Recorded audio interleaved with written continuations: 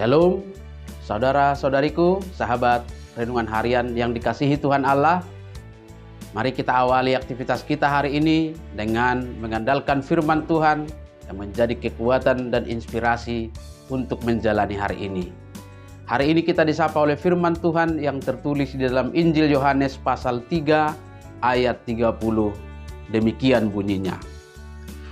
Ia harus makin besar, tetapi aku harus makin kecil. Yang goibana patut lam gadda, lam moruma anggo au.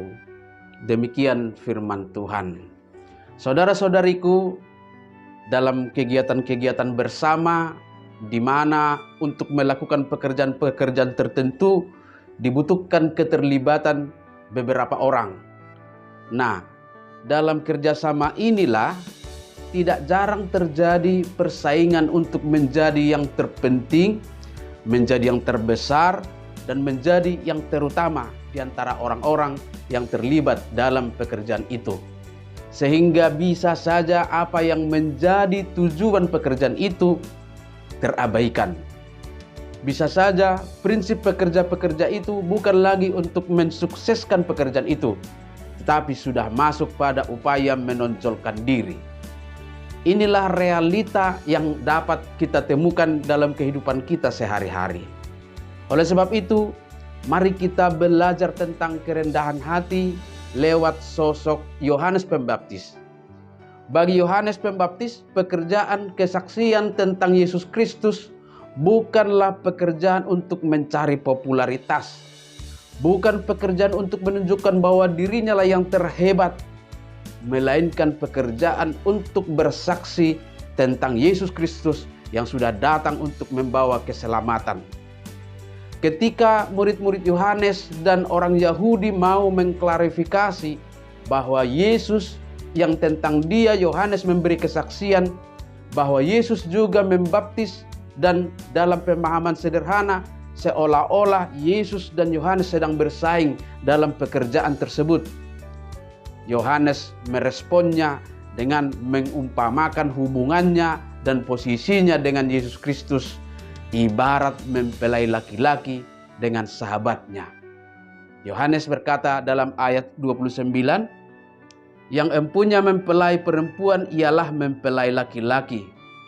Tetapi sahabat mempelai laki-laki yang berdiri dekat dia dan yang mendengarkannya sangat bersukacita mendengar suara mempelai laki-laki itu.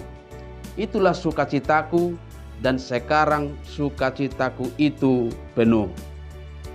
Yohanes mengaku bahwa Yesuslah yang menjadi mempelai laki-laki dan dirinya adalah sahabat mempelai laki-laki itu, sahabat Yesus, yang akan sangat senang melayani mempelai laki-laki dalam upacara perkawinannya.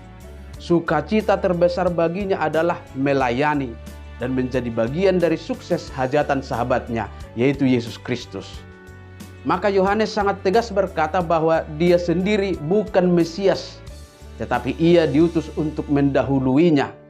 Kita bisa baca informasinya dalam Yohanes 3 ayat 26 sampai ayat 28. Yohanes mengaku bahwa dirinya tidak sebanding dengan Yesus. Justru kehadirannya adalah untuk memberi jalan, menjadi kesaksian tentang Yesus Kristus. Bahkan dalam Lukas 3 ayat 16, Yohanes berkata bahwa membuka tali kasut Yesus pun ia tidak layak.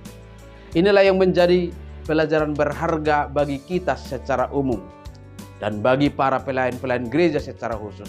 Kerendahan hati dan pengenalan diri seperti Yohanes ini sangat penting di tengah-tengah banyaknya orang yang sibuk mencari popularitas dan nama besar lewat pekerjaan pelayanannya, yang membuat kehilangan tujuan yang sesungguhnya dari pelayanan itu. Kita diingatkan supaya jangan pernah mengambil alih kemuliaan Tuhan.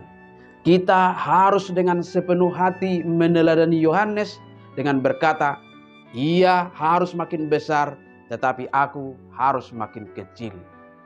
Maka saudara-saudariku, biarlah setiap pekerjaan pelayanan kita sungguh-sungguh hanya untuk membesarkan nama Tuhan. Dan itulah yang menjadi sukacita terbesar bagi kita.